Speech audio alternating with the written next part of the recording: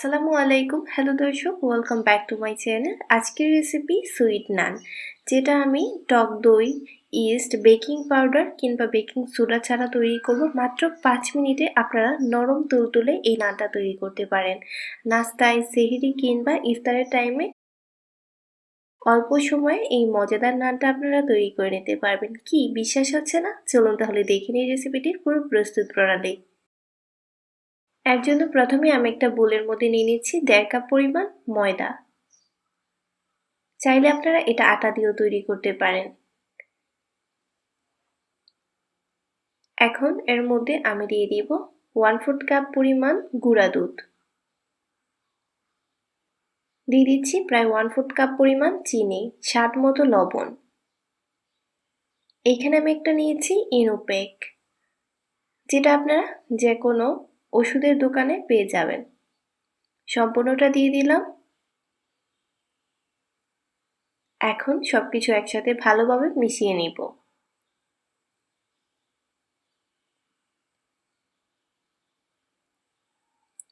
দিয়ে দিচ্ছি প্রায় 2 টেবিল চামচ পরিমাণ সয়াবিন তেল। তেলটাকে সম্পূর্ণ ময়দার সাথে ভালোভাবে মিশিয়ে নিতে হবে।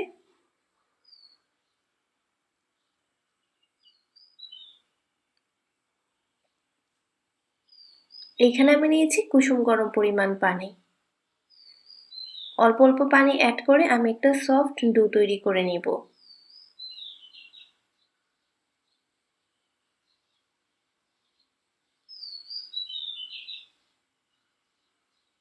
আবারও বলছি, ডোটা হবে সফট। এখানে আমি গুঁড়া দুধ ব্যবহার করেছি। আপনারা যদি গুঁড়া দুধ না দিতে চান তাহলে তরল দুধ দিয়েও এটা তৈরি করতে পারেন।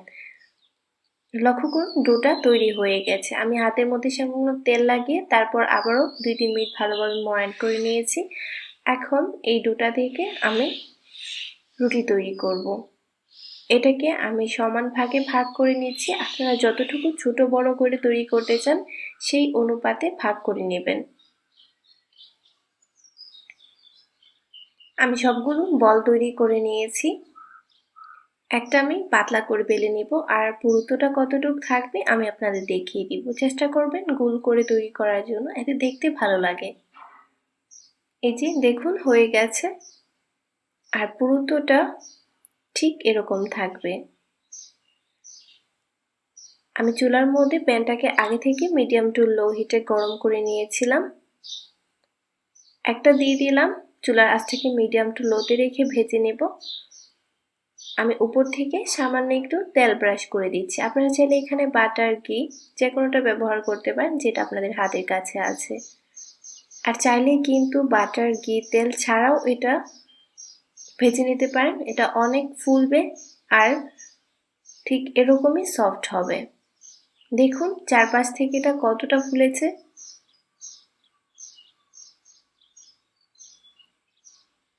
এটা ভাজতে খুব বেশি সময় লাগে না, এই ধরুন 3 থেকে 4 মিনিট সময় লাগে। আমি আপনাদের কাছে থেকে দেখিয়ে দিচ্ছি যে এটা কতটা ফুলেছে। আমি আবার একটু তেল ব্রাশ করে দিচ্ছি।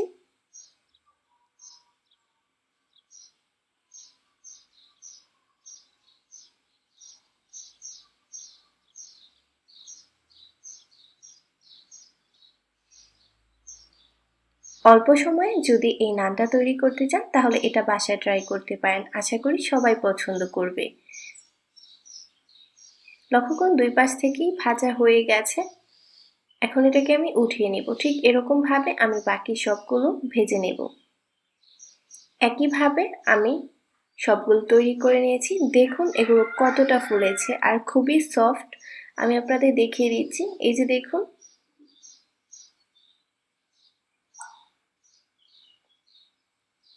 আপনারা এটা মাংসের সাথে সার্ভ করতে পারেন, সবজির সাথে সার্ভ করতে পারেন, খেতে খুবই মজার। আজকের মতো এখানে বিদায় নিচ্ছি। সবাই অনেক ভালো থাকবেন, সুস্থ এবং সুন্দর থাকবেন। আল্লাহ হাফেজ।